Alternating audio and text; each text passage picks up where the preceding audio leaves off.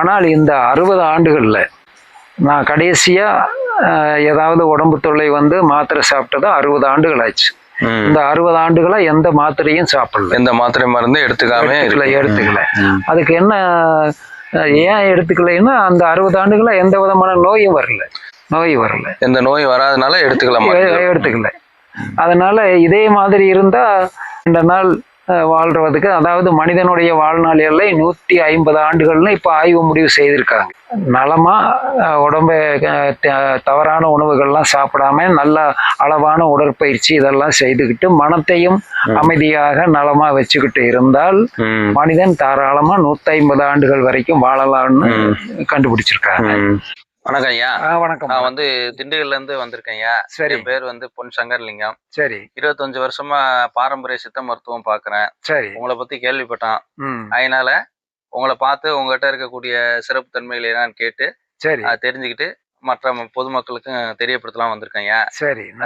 உங்களை பத்தி கொஞ்சம் அறிமுகப்படுத்திக்கங்க. சரி. நான் இங்க பழனிக்கு பக்கத்துல ஒரு கிராமத்துல தான் பிறந்ததுங்க. நான் மருத்துவக் கல்லூரி படிச்சது சென்னையில. சரிங்க. சென்னையில MBBS அடிப்படை மருத்துவம் முடிச்சுட்டு அப்புறம் 2 ஆண்டுகள் வந்து குழந்தைகள் மருத்துவம், மறுபடியும் அது DCH, அதுக்கு மேல MD 2 ஆண்டுகள் குழந்தை மருத்துவம். இதை முடிச்சுட்டு அப்புறம் இங்க அரசுல ஒரு 5 ஆண்டுகள் பணியில இருந்தேன். அதுக்கப்புறம் 2 ஆண்டுகள் வெளிநாட்டுல வேலை செஞ்சேன்.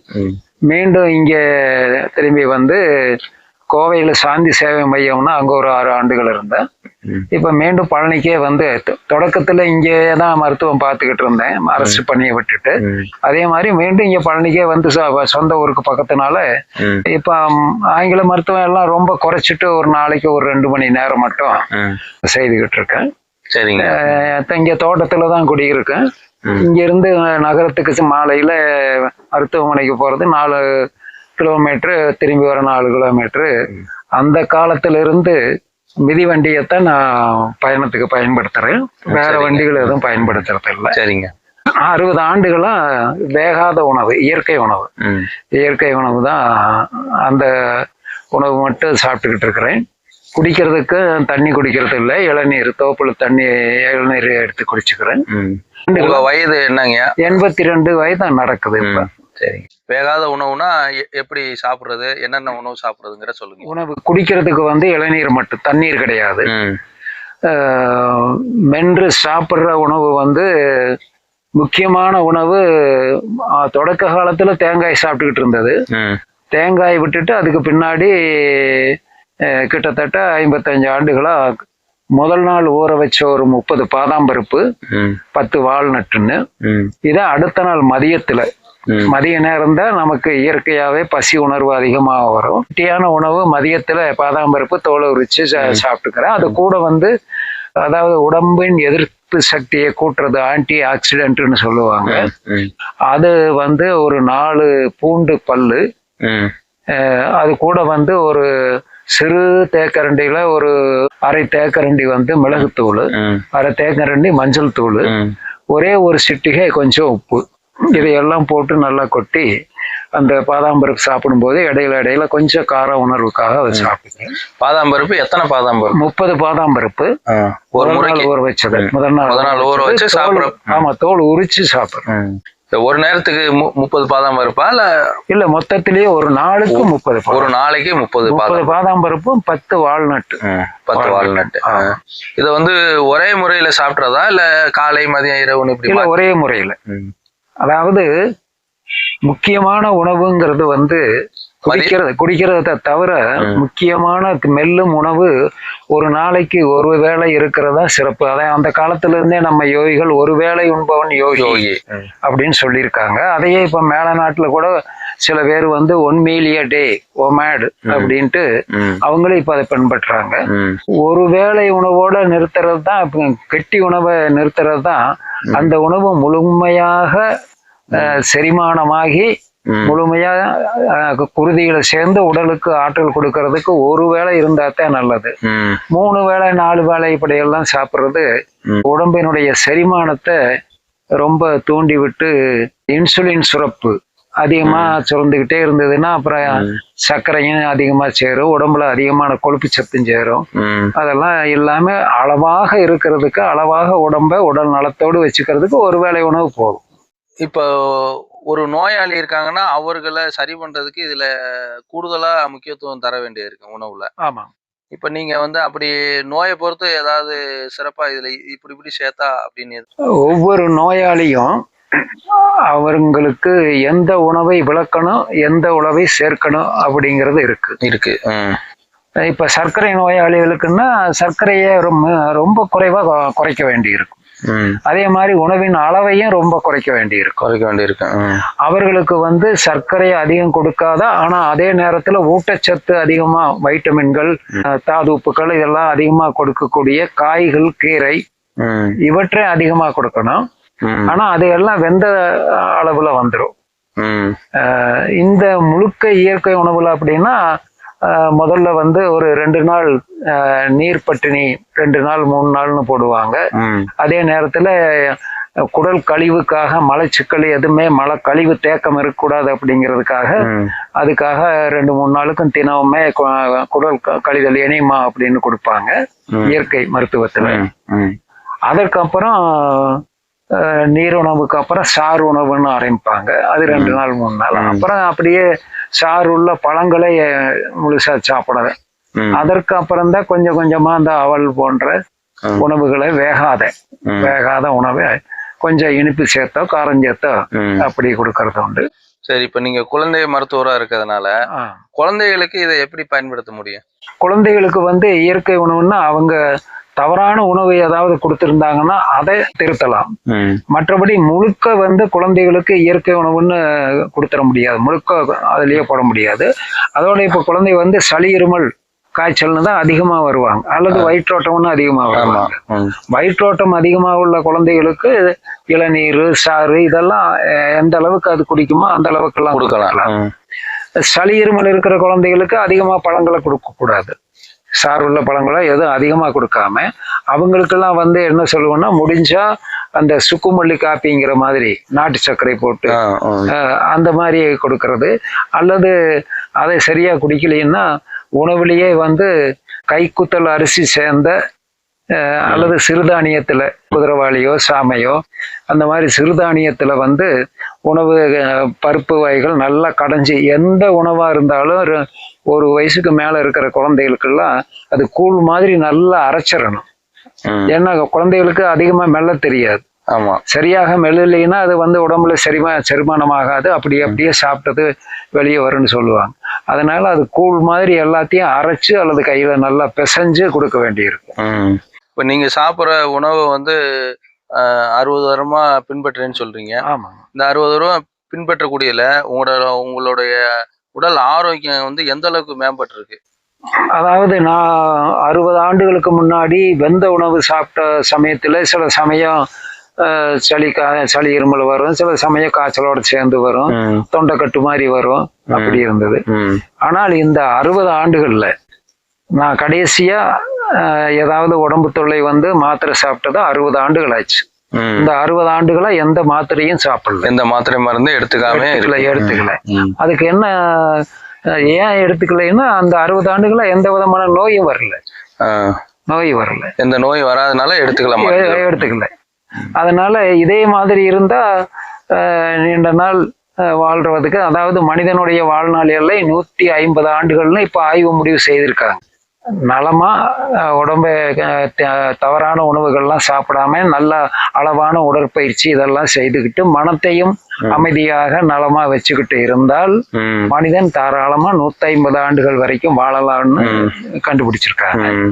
ஆனா 123, 25 ஆண்டுகள் வரைக்கும் வாழ்ந்திருக்காங்கன்னு பார்த்தாலும் அவர்கள் தான் வேலையை சுயமா செய்து கொண்டு ஆரோக்கியமா இருக்காங்களான்னா அப்படி தெரியல. இப்போ ஒரு 123 வயது இருக்காங்கன்னு ஒருத்தரை காட்டினா கூட அவங்க சொந்த வேலையை பார்க்கக்கூடிய இயல்புல இல்ல, ஆனா உயிரோட இருக்காங்களே தவிர வேலை பார்க்க முடியாம இருக்காங்க. அதாவது இந்த முறையில இருந்தா ஆரோக்கியமா தான் வேலையை தானே செய்துக்கலாம், கடைசி வரைக்கும் தான் வேலையை தான் செய்துக்கலாம். அந்த உணவுல இருக்கிறவங்க கூட ஒரு அளவான உணவு, கெடுதல் இல்லாத உணவை சாப்பிட்டாங்க. 100 வயசுல கூட வேலை செய்துகிட்டு இருக்கிறத கிராமத்துல எங்க ஊர் பக்கம் நான் பார்த்திருக்கேன். 100 வயதுல கூட வேளாண்மை அவங்களுக்கு அதிகமா நல்ல உழைப்பு, தவறான உணவுகள் கிடையாது. ரொம்ப எளிய முறை உணவுகள் தான், தானிய உணவுகள்ல, சிறுதானிய உணவுகள்ல, காய் தோட்டத்துல விளையிற காய் கீரை அப்போலாம் மருந்தே எதுவும் அடிக்காது. பூச்சி மருந்து, பூச்சிக்கொல்லி மருந்து, செயற்கை உரங்கள் இதெல்லாம் ஏதாவது கெடாம இதெல்லாம் இல்லாம இருந்ததுனால அப்ப காற்றும் கெடாம இருந்தது, தண்ணீரும் கெடாம இருந்தது, உணவுகளும் எது நச்சுத்தன்மை சேராத உணவுகளா இருந்தது, மண்ணு செழிப்பா இருந்தது. அதனால அவங்க 100, 110, 115 வரைக்கும் கூட நிறைய வாழ்ந்தாங்க. அது வரைக்கும் வேலை செஞ்சுக்கிட்டு நலமா மருத்துவமனைக்கே எங்கேயுமே போகாம இருந்துச்சு. இப்போ வந்து சாதாரணமா ஒரு உழைக்கக்கூடிய உழைப்பாளி, கடின வேலை பார்க்கக்கூடியவர்கள் இப்ப இந்த உணவு முறைக்கு மாறி எடுத்துக்கிட்டா அவங்க செய்யக்கூடிய வேலையை செய்யக்கூடிய அளவுக்கு உடலுக்கு ஆற்றல் கிடைக்குமா இந்த உணவுல? கிடைக்கும். அதாவது இந்த உணவுல பாதாம் பருப்பு, இந்த வால்நட்டுல எல்லாம் வந்து நமக்கு ஒரு மனிதருக்கு அவர் என்ன செய்யற வேலை, சாதாரண ஒயிட் காலர் ஜாப்னு சொல்லுவாங்க, உடல் உழைப்பு இல்லாத வேலைன்னு, அவங்களுக்கு ஒரு ஆற்றல், ஒரு 1500 கலோரி அப்படின்னு சொல்ற ஆற்றல் தான் வேண்டி இருக்கும்னா, கடுமையான உழைப்பு, அந்த கடுமையான உழைப்புலயே பல வகையானது, சாதாரண தோட்ட வேலை செய்யறது, கடுமையான இப்ப மூட்டை தூக்குற வேலை, இன்னும் வந்து மண்வெட்டி அந்த மாதிரி வச்சு நாள் முழுக்க கொத்துற வேலை, மரம் ஏறுற வேலை, இதுக்கெல்லாம் வந்து அதிக ஆற்றல் தேவைப்படும். அந்த அதிக ஆற்றல் தேவைக்கு நான் சாப்பிட்ற மாதிரி பாதாம் பருப்பு, வால்நட்டு இதுகள்லாம் சாப்பிட்டா விலை கட்டுப்படி ஆகாது. அதுக்காக அதே அளவு ஆற்றலையும் கொழுப்புச்சத்து, மாவுச்சத்து, புரதச்சத்து எல்லாம் கொடுக்கக்கூடியது ரொம்ப மலிவான விலையில, இப்ப வேர்க்கடலை வந்து ஒரு அரை மூட்டையோ ஒரு மூட்டையோ அந்த பருவ காலத்துல குறைஞ்ச விலைக்கு வாங்கி வச்சுட்டாங்கன்னா அதை வந்து காஞ்ச பருப்பை வறுத்து அப்படியும் சாப்பிடலாம், அதை நனைச்சு ஊற வச்சு முளைக்க வச்சும் சாப்பிடலாம், அதை வறுத்தோ வேக வச்சும் சாப்பிடலாம். அதுல அவங்களுக்கு எவ்வளவு ஆற்றல் எந்த கடுமையான வேலை செஞ்சாலும் அதுகளையெல்லாம் சாப்பிட்டு தாராளமா இருக்கு. எளிய அளவுல காய் கீரைகளை கூட சேர்த்துக்கிட்டு தாராளமா செய்யும். சரிங்க, இப்ப நீங்க உங்க அன்றாட வாழ்க்கையில காலையில 5 மணிக்கு எழுந்திருக்கிறீங்க, இரவு எத்தனை மணிக்கு தூங்குறீங்க? உங்க தினசரி வாழ்க்கை முறை எப்படி?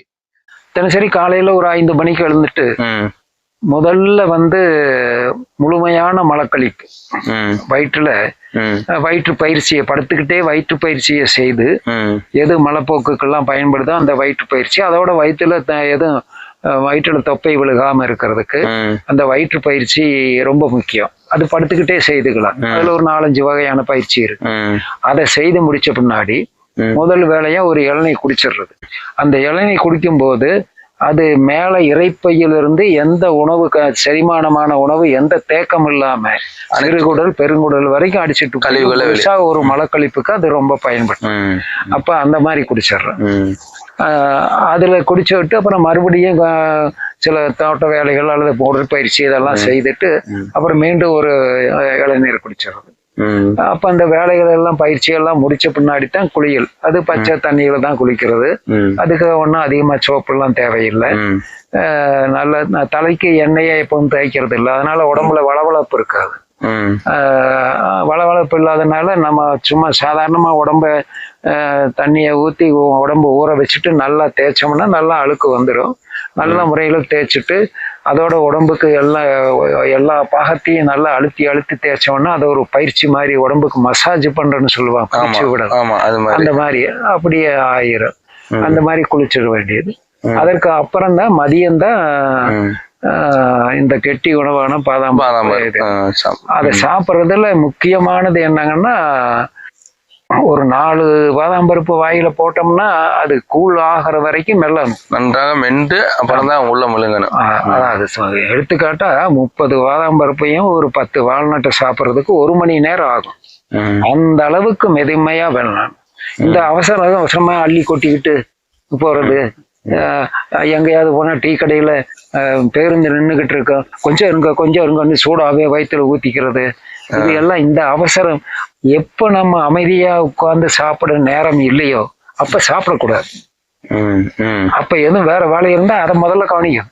அதுகளை முடிச்சுட்டு சாப்பிடும் போது அமைதியா உட்கார்ந்து நன்றாக மென்று அது சாப்பிடும். அப்படின்னா நம்ம சாப்பிட்றதுல 1/3 உணவு போதும். அது ஒரு பழமொழி கூட சொல்லுவாங்க. பொதுவா சாப்பிட்றதுல 1/3 பாகம் தான் உடலுக்கு போகுது, 2/3 பாகம் அதனால நோய் மருத்துவருக்கு போகுது அப்படின்னு சொல்லுவாங்க. அதனால மென்று சாப்பிடுதல்ங்கிறது ரொம்ப மிக முக்கியம். இரவு எத்தனை மணிக்கு தூங்குவீங்க? இரவு பெரும்பாலும் 10 மணி ஆயிரம் தூங்குறதுக்கு. 10, 10:30 கூட ஆகலாம், சில நாள் 11 ஆகும். காலையில 5 மணிக்கு எழுந்துறது. இந்த மாதிரி தினசரி வாழ்க்கை இந்த மாதிரி இருக்கு. எதிர்கால சந்ததிகள் உங்க முறையை பின்பற்றக்கூடிய வாய்ப்புகள் எப்படி இருக்கு?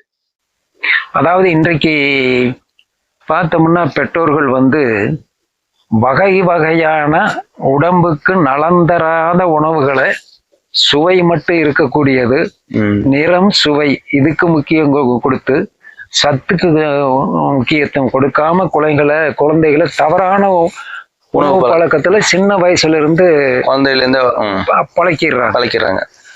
ஆக தொட்டில் பழக்கம் சுடுகாடு மட்டும். அதுலயும் முக்கியமா இந்த உணவு பழக்கம் இளமையில 1 வயசுக்கு மேல 3 வயசுக்குள்ள எந்த உணவு பழக்கத்துக்கு குழந்தைகள் பழக்கப்பட்டிருக்காங்களோ அது கடைசி வரைக்கும் அந்த உணவு முறை மாறாது. அது மூளையில அமிக்டலா, ஹிப்போ காம்பஸ்ன்னு நினைவுபடுத்தி கூடியது இருக்கு. அந்த உணவினுடைய நினைவு கடைசி காலம் வரைக்கும் மாறாது. ரொம்ப வைராக்கியமா இருந்து மாத்த முடியும். இல்லைன்னா அதையே இன்னைக்கு இட்லி சாப்பிடலையே, இன்னைக்கு தயிர் சோறு வேணுமே, தயிர் சோறு தினம் சாப்பிடலையே, தயிர் சோறு கிடைக்கலையே, இப்படியே தான் இருக்காங்க. நிறைய பேருக்கு பாத்தீங்கன்னா காலையில காப்பி குடிக்கல, டீயை குடிக்கல அப்படின்னா அவங்களுக்கு அன்றைக்கு நாளே வேலை செய்ய முடியாது. அந்த மாதிரி கவனக்குறைய வந்துடும். ஆக அதனால உணவு பழக்கங்கிறது ரொம்ப நாச்சுவை அடக்கல் ஞானியர்க்கும் அரிது. அதனால நீங்க சொல்லக்கூடியது பூராமே சைவ உணவுலதான் இருக்கு. அசைவ உணவு உடம்புக்கு கெடுதலா நன்மை பயக்குதா, இல்ல சைவ உணவு தான் சாப்பிடணுமா? அதை பத்தி சொல்லுங்க. அசைவ உணவு 4 வழியில தீங்கு. 1, பொருளாதாரம். இன்றைக்கு 1 கிலோ ஆட்டுக்கறி என்னங்க விலை இருக்கும்? 800 ரூபாய், 900 ரூபாய், 1000 ரூபாய். பொருளாதாரத்துல நஷ்டம். 1 கிலோ மாமிசம் வாங்குறதுல நீங்க 10-15 கிலோ தானியம் வாங்கலாம். 1 பொருளாதாரம். 2வது உடல் நலம். உடல் நலம் மாமிசத்துக்கு எவ்வளவு கெடுதல்ங்கிறத அப்ப சொல்லிடுறேன். 3வது அறநெறி.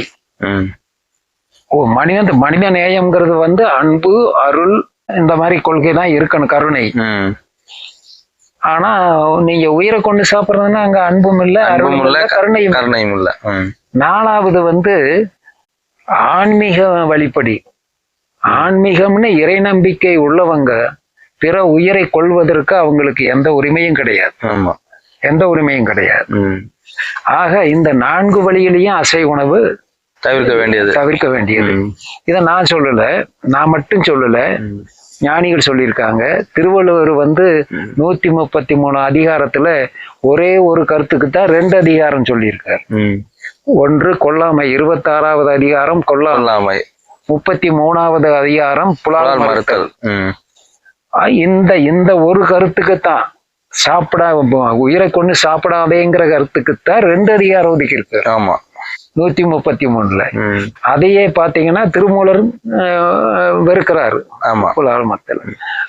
வள்ளலாறு 150 ஆண்டுகளுக்கு முன்னாடி நம்ம காலத்துல வாழ்ந்த வள்ளலாறு அவர் உயிர்கொலையும் புழைப்பு சிப்பும், உயிர்கொலையும் புழைப்பு சிப்பும் உடையரெல்லாம் உறவினத்தார் அல்லர், அவர் புறவினத்தார்.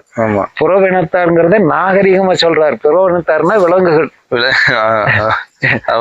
நீ ஒண்ணுக்காகாத விலங்குடா, அதை தின்னினா அப்படிங்கிறத நாகரிகமா நம்மளுக்கு சொல்லியிருக்காரு. அதே நேரத்துல வள்ளலார் உடல் நலத்துக்கு என்ன சொல்றாருன்னா, ஒருமையுடன் நினது திருமலரடி நினைக்கின்ற உத்தமர்த உறவு வேண்டும், உள்ளொன்று வைத்து புறம் ஒன்று பேசுவார் உறவு களமாமை வேண்டும் அப்படின்னு 11 வேண்டுகோள்களை வச்சுட்டு கடைசி வேண்டுகோளா நோயற்ற வாழ்வு நான் வாழ வேண்டும். அப்ப நோயற்ற வாழ்வு வாழறதுன்னா எப்படின்னு தெரியணும். சமையல் உணவு சாப்பிட்டவங்கல யாருமே நோய் இல்லாம இல்லை. ஏதோ 1000ல் ஒருத்தர் இருக்கலாம். ஆனா பெரும்பாலானவங்க எல்லாம் நோயாளி. நோயாளி. எங்க மருத்துவர்களே என்னோடு MBBSக்கு சேர்ந்தவங்க 1965ல 125 பேர் சேர்ந்ததுல 35 பேர் மேல போயிட்டாங்க. என்ன காரணம்னா தவறான உணவு. ஆமா, இப்ப இருக்கக்கூடிய உங்க சக மருத்துவர் எத்தனை பேர் இருக்காங்க? அவங்க எல்லாம் உடல் ஆரோக்கியமா இருக்காங்களா, இல்ல உங்க கூட தொடர்புல இருக்காங்களா? அதை பத்தி கொஞ்சம் சொல்லுங்க. அதாவது இப்போ கிட்டத்தட்ட ஒரு 90 மருத்துவர்கள் இருக்காங்க. இந்த 90 மருத்துவர்களுமே எல்லாருமே ஒன்று அல்லது ஒன்றுக்கு மேற்பட்ட நோயாளிகளா தான் இருக்காங்க. ஆமா. சரி, உங்க நண்பர்கள் உங்க கூட படித்தவர்கள் தானே? ஆமா. அவர்கள் உங்க உணவு முறையை பழக்க வழக்கத்தை பின்பற்ற முன் வர மாட்டேங்கிறாங்களா? ஆமா, நாங்க உட்கார்ந்து பேசும்போதே சில பேர் சொல்லுவாங்க, எங்க இதுல முக்கியமானவர் சொல்லுவாரு, நம்ம எல்லாம் நோயாளிகளா இருக்கிற ஒரே ஒருத்தர் தவிர மணிமாறன் தவிர, அவர் மாதிரி நம்ம சாப்பிட்டா நம்ம நோயாளியா இல்லாம இருக்கலாம், நோயை தவிர்த்திடலாம் அப்படின்னு சொன்னா மீதி இருக்கிற மருத்துவர்கள் என்ன சொல்லுவாங்க, அட போய்யா அவர் மாதிரி சும்மா சுவையா சாப்பிடாம அதை சாப்பிடாம இதை சாப்பிடாம அப்படி இருந்து என்ன பண்ண போறோம், நாவுக்கு ருசியா சாப்பிட்டுட்டு நம்ம கொஞ்சம் முன்னால போவோம். அவரு நம்ம போயிட்டோம்னா நம்மதுக்கு பின்னால ஒரு 10-20 ஆண்டுகள் கழிச்சாவது அவரு வருவார்ல, அவரு மட்டும் 1000 வருஷமா வாழ போறாரு அப்படின்ட்டு சொல்லிட்டு நாச்சுவைக்கு அவங்க முக்கியத்துவம் கொடுக்குறாங்க. ஆனா அப்படி பேசுறவங்க எங்க மருத்துவர்களுக்கே நான் என்ன சொல்றதுன்னா, நீ சாப்பிட்டு பல நோய்களை இப்ப எல்லாம் வரவழைச்சிருக்கிறீங்க மருத்துவர்களை, நம்ம கூட படிச்சவங்களே, அந்த மாதிரி இருந்து சில பேரு நடக்க கூட முடியாம இருக்கீங்க, சில பேர் ஏற்கனவே 35 பேர் போயாச்சு, இப்படி எல்லாம் இருந்து அதுல சில பேர் ரொம்ப வேதனைப்பட்டு எல்லாம் பண்ணி புற்றுநோயில இருந்து சக்கரை நோயில இருந்து எல்லாம் பண்ணி அப்படி சிரமப்பட்டு, இப்படி தானும் சிரமப்பட்டு அடுத்தவங்களும் சிரமப்படாம பேசிக்கிட்டே இருந்தாரு, தலை கீழே போட்டாரு, மாரடைப்பு, சைலண்ட் ஹார்ட் அட்டாக், திடீர்னு ஒரு சில வினாடிகள உயிர் போயிருச்சு அப்படின்னா அவருக்கும் தொல்லை இல்லை, ஏதோ உற்றார் உணவு நண்பர்களை எல்லாம் ஒரு வாரத்துக்கு அழுந்து முடிச்சுட்டு அதோட விட்டுறாங்க, பிரச்சனை இல்லை. அப்படி இல்லாம ஒரு பக்கவாதம் ஸ்ட்ரோக் வந்தது, இழுத்துக்கிட்டே கிடக்குது, பேச்சு வரல, 1-2 கூட தானா எழுந்துச்சு போக முடியல, 2 காலும் பேரலைஸ் ஆகி போச்சு, இப்படின்னா இது எத்தனை வேதனை, இதெல்லாம் தேவையா? சரி, இப்போ சாதாரண மனிதர்கள் ஆரோக்கியத்தை பத்தி அக்கறை இல்லாம இருக்கலாம், ஆனா ஒரு மருத்துவம் படித்து மருத்துவத்துல MD வரைக்கும் உயர்கல்வியும் படித்து இவர்களுக்கு இந்த விழிப்புணர்வு இல்லாம இருக்கிறதுக்கு என்ன காரணம்னு நினைக்கிறீங்க? இல்ல, விழிப்புணர்வு உண்டு, நாச்சுவையா அடக்க முடியல. தெரிந்தாலும் அதை பின்பற்றுறது தெரியுது, இதெல்லாம் பண்ணுனா கொஞ்சம் இப்படி எல்லாம் பிரஷர் வரலாம், சக்கரை வரலாம், அல்சர் வரலாம், மூட்டு வலி வரலாம், எல்லாம் தெரியுது. தெரிஞ்சாலும் இந்த நாச்சுவை ஒருத்தருக்கு என்ன சொல்றாரு, நான் போய்கிட்டு இருக்கும்போது அந்த கைவண்டியில அந்த வடை வாசம், அந்த பஜ்ஜி வாசம் வந்ததுன்னா இழுத்துக்கிட்டு போய் சாப்பிடணும்னு போயிருது, அடக்க முடியல, கால் போன போக்கிலே மனிதன் போறேன். சரி, இப்படி மருத்துவர்களே இப்படி இருக்காங்கன்னா நோயாளிகளுக்கு இவங்க எப்படி அக்கறையா சொல்லி வாழ வைப்பாங்க? எல்லாம் நிறைய மருத்துவர்கள் உணவு கட்டுப்பாடே சொல்றது இல்ல, ரொம்ப கட்டுப்பாடு, ரொம்ப ஏதாவது சர்க்கரையில அரிசி அதிகம் பயன்படுத்தாதீங்கன்னு என்ன சொல்லுவாங்க, மேல் போக்கா. ரத்த கொதிப்பு இருக்கிறவங்களுக்கு உப்பு அதிகமா சேர்த்திக்காதீங்க, எண்ணெய் கொழுப்பு சத்து அதிகமா சாப்பிடாதீங்கன்னு இவ்வளவுதான் சொல்லுவாங்களே ஒழிய அது ரொம்ப முக்கியத்துவம் கொடுத்து சொல்றது இல்ல. அப்புறம் 2வது, எங்கிட்ட நோயாளி வந்தா நோயாளியா வச்சுக்கிட்டே இருந்தா தானே எங்களுக்கு வருமானம். அது வேற, நோயாளி ஆரோக்கியமா திரும்பி போயிட்டா டாக்டருக்கு வேலை இல்ல. ஆமா, ஒரு சக்கரை நோயாளின்னா சக்கரை நோயை முழுதா கட்டுப்படுத்துறதுக்கு மாத்திரை மருந்து சாப்பிடாம இருக்கிறதுக்கு வழி இருக்குது. ஆனா அந்த சக்கரை நோயாளிக்கு நான் அதை இல்லாம அந்த வழியை சொல்லி கொடுத்துட்டேன்னா எங்களுக்கு வருமானம் எப்படி வரும்? இல்ல, அது பொது நோக்கம் இல்லைன்னு வச்சுக்கோங்க, ஒரு சுயநல போக்குல இருக்காங்க சக மருத்துவம், அதை விட்டுருவான். இப்ப நீங்க உங்க உணவு முறையை பின்பற்றினா ஒரு சக்கரை நோயாளி எப்படி சரியாகக்கூடிய வாய்ப்பு இருக்கு, அதை சொல்லுங்க. கண்டிப்பா இருக்கு, அதை சொல்லுங்க நீங்க. ஆனா சில கட்டுப்பாடு, கட்டுப்பாடு முறைகளோட சொல்லுங்க, சுருக்கமா சொல்லுங்க. விரிவா யாராவது தேவைப்பட்டா உங்களோட நம்பர் வாங்கி உங்களை சந்திச்சு இந்த சக்கரை நோய் முழுமையா விடுபடுறதுக்கு என்னவோ அதை செய்யட்டேன். இப்ப சுருக்கமா சக்கரை நோயாளிகள் இந்த நோய் பாதிப்புல இருந்து மீண்டு வர்றதுக்கு ஒரு சில அறிவுரைகளை சொல்லுங்க. அதாவது முதலாக பெரும்பாலானவங்க எல்லாம் டீ காபி சர்க்கரை போட்டு குடிக்கிறவங்களா தான் இருக்காங்க. சர்க்கரை இனிப்பு சர்க்கரை வந்து வெள்ளமாவோ கருப்பட்டியாவோ நாட்டு சர்க்கரையாவோ வெள்ளைச்சீனியாவோ இது எதுவுமே இருக்கக்கூடாது. தேன் உள்பட, தேனே ரொம்ப அருமையான தேனா இருந்தா கூட அதையும் சேர்க்கணும். இந்த இனிப்பு வகைங்கிறது முழுக்க ஆகாது. ரெண்டாவது, குறைஞ்சது ஒரு வேளையாவது தானிய உணவு இல்லாம இருக்கும்.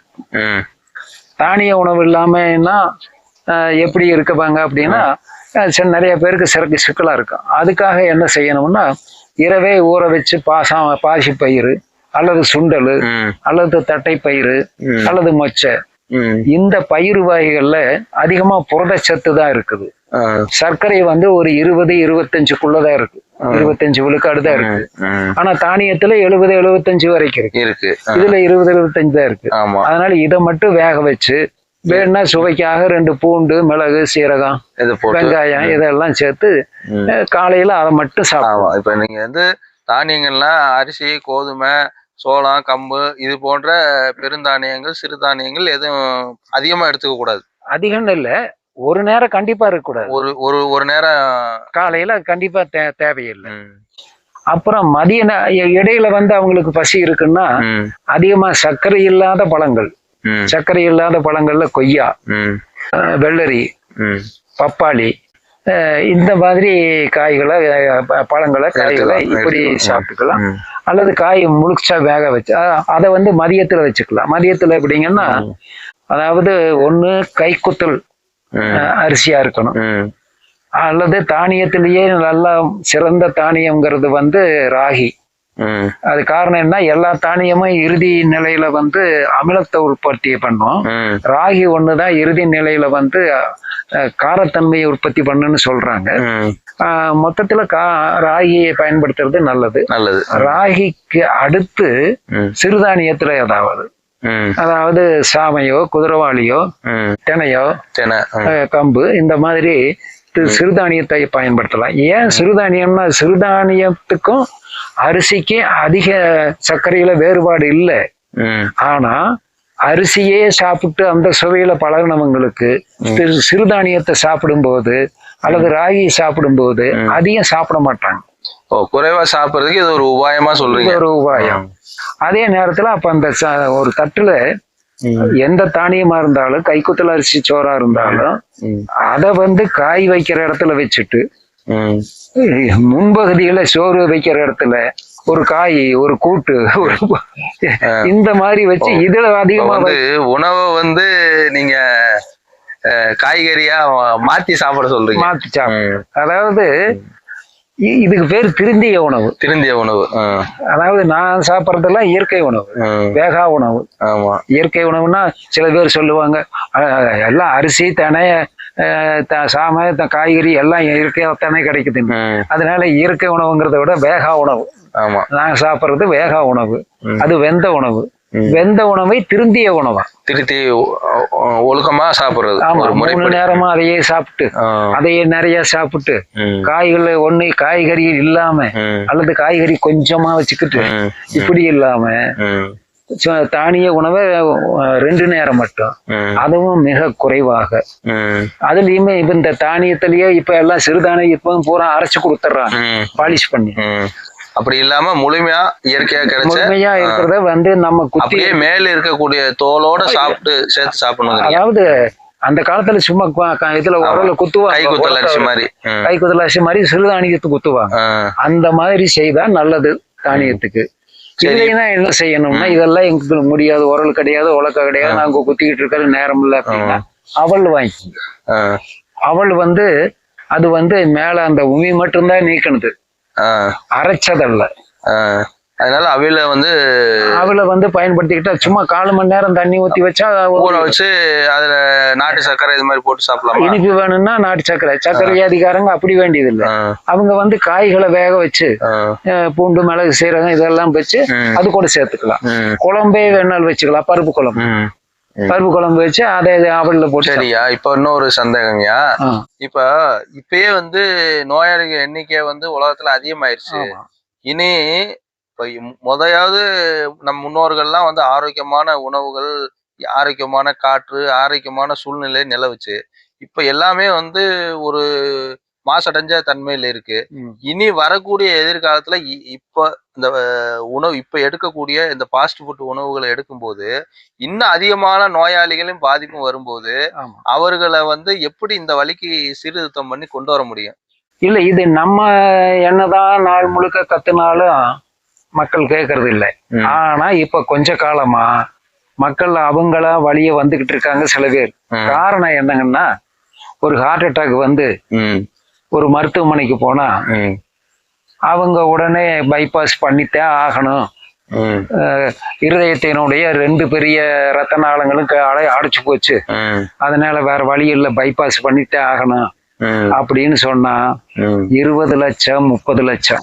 அப்ப வந்து ஆரோக்கியமா வாழணும்னு மக்கள் போல அந்த காசுக்கு பயந்து வாழ்க்கை பூரா சம்பாரிச்சது போச்சே ஒரு நாள்ல அப்படின்னு இதுக்கு பயந்து நிறைய பேர் கொஞ்சம் இயற்கை உணவை தேடி வரக்கூடிய வாய்ப்பு. இதெல்லாம் கொலஸ்ட்ரால் கூட்டாம, உடம்பு எடை கூட்டாம, பிரஷர் ஆகாம இதெல்லாம் பாக்குறதுக்கு என்ன வழின்னு திரும்பி இருக்கிறாங்க. சரிங்க, இப்ப உங்களுக்கு 82 வயசு ஆகுதுங்கிறீங்க. இப்ப வந்து சாதாரண மனிதன் போல அனைத்து வேலைகளையும் செய்யக்கூடிய அளவுக்கு சுறுசுறுப்பா இயங்க முடியுது இல்ல? பார்வை முதற்கொண்டு மத்த உடல் ஆரோக்கியம் எல்லாம் எப்படி உங்களுக்கு ஆரோக்கியம் இருக்கு? ஆமா, நலமா இருக்கு. சரிங்க, இது போல உங்களை தேடி வந்து இந்த முறையை கத்துக்கணும்னு நினைக்கிறவங்களுக்கு நீங்க சொல்லித்தர விரும்புறீங்களா? உங்களோட அணுகுமுறை எப்படி? அதாவது விருப்பப்பட்டு சில கட்டுப்பாடுகளை கண்டிப்பா பின்பற்ற நம்மளால கட்டுப்பாடுகளோட வந்து கேட்டா, அதுவும் தொலைபேசியில முதல்ல தொடர்பு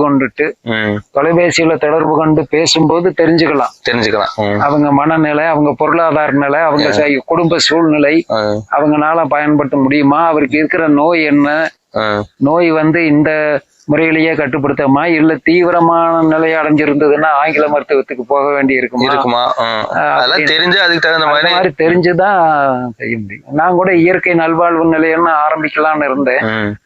அப்புறம் எல்லாம் எனக்கு வேண்டியவங்க எல்லாம் சொன்னாங்க, இதெல்லாம் நீங்க 20-30 ஆண்டுகளுக்கு முன்னாடி செய்திருக்கணும், இப்ப இனிமேலு போய் அதை செஞ்சு அதையெல்லாம் அந்த சுமைகளை உங்களால எல்லாம் எடுத்து போட்டுக்க முடியுமா? ஏன்னா நிறைய பேர் வந்தாங்கன்னா ஒரு நாள்ல சொல்லி அனுப்பிச்சிட முடியாது. அங்க போய் வீட்டுல அவங்க என்ன செஞ்சாங்க என்னன்னு தெரியாது. குறைஞ்சது ஒரு வாரமாவது இருந்தாங்கன்னா தான் நம்ம கண்காணிப்புல நம்ம கொடுக்கற முறைகளை அவங்கள பார்த்து, இந்த பாருங்க நீ வரும்போது உங்களுக்கு சர்க்கரை இவ்வளவு இருந்துச்சு, இப்ப இந்த முறையை பின்பற்றுனீங்க, இப்ப உங்க சர்க்கரை என்ன பாத்துக்கிட்டீங்களா, இனி நீங்க வீட்டுக்கு போய் இது மாதிரி பின்பற்றினால் ஆரோக்கியமா வாழலாம் இருக்கு. இல்ல நீங்க இதுல இருந்து பிறந்து போய் என்னால முடியல அப்படி போனீங்கன்னா அப்புறம் அதுக்கான விளைவு தான் வரும். அதே மாதிரி ரத்த கொதிப்பு இருக்கிறவங்க, அல்சர் இருக்கிறவங்க வந்தாங்கன்னா வரும்போது எவ்வளவு, இப்ப இந்த ஒரு வாரத்துல சரியான உணவு, உடற்பயிற்சி இது எல்லாம் செஞ்ச பின்னாடி இப்ப எந்த நிலைமையில இருக்கு அப்ப நீங்க போய் இதை பின்பற்றினது அது உங்களுடைய விருப்பம். யாரையுமே கட்டாயப்படுத்தாம அவங்க விருப்பத்தின்படி நீங்க சொல்லித்தர தயாரா இருக்கீங்க. ஆமா. இத ஒரு புத்தகமா இல்லது வந்து ஒரு இதா வெளியிடலாங்கிற நோக்கம் ஏதாவது இருக்கா? இல்ல, புத்தகம் வந்து நான் 20 ஆண்டுகளுக்கு முன்னாடி 20-30 ஆண்டுகளுக்கு முன்னாடியே புத்தகம் கொஞ்சம் நிறைய எழுதி வச்சிருந்தேன். அப்புறம் அந்த குறிப்புகள்லாம் இடையில பண்ணது எல்லாம் அப்புறம் என்னுடைய பட்டறிவு அனுபவத்துல வந்தது இதையெல்லாம் சேர்த்து இப்ப கடைசியில நான் இப்பதான் எல்லாம் பூரா தொலைக்காட்சியை பார்த்து அதுலயே பார்த்துக்கிட்டு போயிடுறாங்க. சில நண்பர்கள் என்னன்னாங்க, யாருங்க இந்த காலத்துல புத்தகம் படிக்க போறா அப்படின்னாங்க. அப்புறம் சில பேர் என்னன்னாங்க, யாரு படிக்கிறாங்களோ இல்லையோ நம்முடைய கருத்துக்களை பதிவு பண்ணி விட்டுட்டு போறதுக்கு வருங்காலத்துல யாருக்கும் அது பயன்படும், அதனால எழுதுங்கன்னு இப்ப நான் எழுதிக்கிட்டு இருக்கிறேன். அநேகமா இன்னொரு 1 மாதம் 2 மாதத்துல குறுகிய அளவுல ஒரு 100 பக்கத்துக்கு கீழே கூட முக்கியமான கருத்துக்கள் எழுதி வச்சு பயன்படுத்துறவங்க பயன்படுத்திக்கிட்டோம். எதிர்கால நோக்கத்தை கருதி புத்தகம் வெளியிடலாங்கிற ஒரு எண்ணம் இருக்கு. விரைவில் வந்தா அனைவருக்கும் பயன்படும். இப்ப உங்களை பின்பற்றி யாராவது நடக்கக்கூடியவர்கள், வாழக்கூடியவர்கள் இருக்காங்களா, இல்ல இனிமேல் வருவாங்கன்னு நினைக்கிறீங்களா? இல்ல, சில பேர் எனக்கு வேண்டியவங்க சில பேரு ஒருவேளை சில சமயம் 2 வேளை ரொம்ப அதாவது முன்ன தோசையா சாப்பிட்டுக்கிட்டு இருந்தவங்க தோசை பூரி சப்பாத்தின்னு சாப்பிட்டவங்க அவங்க எல்லாம் பூரா கொஞ்சம் மாற்றத்துக்கு வந்திருக்காங்க. எண்ணெயில் சாப்பிடுறது டீ காப்பி குடிச்சிட்டு இருந்தவங்க சில பேர் டீ காப்பியை முழுசா நிறுத்திருக்காங்க. அதுக்கு பதிலா அவங்க சுக்குமல்லி காப்பி சொல்லியிருக்கேன் அதை குடிக்கிறாங்க. அந்த மாதிரி ஏன்னா அவங்களுக்கே எல்லாம் பிரஷர் இருந்தது சர்க்கரை இருந்தது எல்லாம் இந்த கட்டுப்பாட்டுல குறையறத பாத்துக்கிட்டு சில பேர் அதை எல்லாம் இப்ப இந்த நோய் வந்து திருந்தி வரணுங்கிறவங்களுக்கு இந்த உணவு முறையோட சேர்ந்து சில கட்டுப்பாடுகளோட இருந்தா அவங்க விரைவு குணமாகறதுக்கு வாய்ப்பு இருக்குன்னு வாய்ப்பு இருக்கு. உணவு கட்டுப்பாடு அதே நேரத்துல அவங்கனால எந்த வகையான உடற்பயிற்சியை செய்ய முடியும். உணவு எவ்வளவு முக்கியமா திருந்திய உணவு அதே போல உடற்பயிற்சி முக்கியம். உடற்பயிற்சி முக்கியம். ஏன்னா use and disuse use or lose use it or lose it ஒண்ணு பயன்படுத்து இல்லைன்னா அழிஞ்சு போயிடும். அதாவது சொல்லுவாங்க flexibility is life rigidity is death. உடம்பினுடைய இலக்கம்தான் உயிர். உடம்பு இறுக்கம் வந்து சாவு. எப்படி ஒரு இயந்திரத்தை கொஞ்ச நாளைக்கு பயன்படுத்தாம துருப்பிடிச்சு பழுதடைஞ்சிருது அதே மாதிரி எல்லா உறுப்புகளும் பழுது. சரிங்க, இவ்வளவு நேரம் வந்து பல்வேறு கேள்விகளுக்கு அருமையா ஒரு பதில சொல்லியிருக்கீங்க.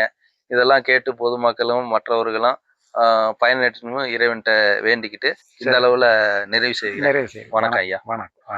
உங்க பேரு, செல் நம்பரு, எத்தனை மணில இருந்து எத்தனை மணி வரைக்கும் உங்க தொடர்பு கொள்ளலாம் அப்படிங்கிற தகவலை சொல்லுங்க.